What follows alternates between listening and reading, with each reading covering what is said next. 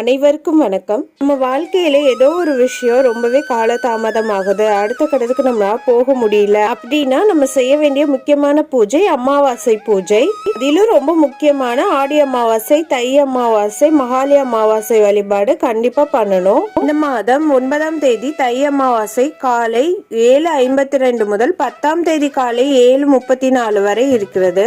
படம் செய்ய உகந்த நேரம் 9ஆம் தேதி காலை 8 மணி முதல் மதியம் 1 மணி வரை செய்யலாம். படையல் போட உகந்த நேரம் 9ஆம் தேதி மதியம் 1:15 முதல் 3 மணி வரை செய்யலாம். நம் பித்ருக்களை நினைத்து வீட்டில் விளக்கேற்ற வேண்டிய நேரம் மாலை 6:30 முதல் 7:30 வரை. கோயில்களிலோ வீட்டிலோ தர்ப்பணம் செய்ய இயலாதவர்கள் வீட்டிலேயே இந்த படத்தில் காட்டியவாறு எள்ளும் தண்ணீரும் இறைத்துவிட்டு அது கால்படாத இடத்தில் ஊற்றிவிடலாம்.